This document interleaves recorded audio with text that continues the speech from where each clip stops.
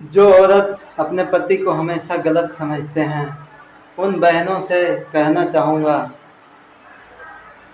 कि जितने एक मर्द का ज़िंदगी इतने आसान नहीं होते जितने दिखते हैं। नौकरों की तरह तो कमाते हैं, फिर ना रो सकते हैं ना किसी को कह सकते हैं।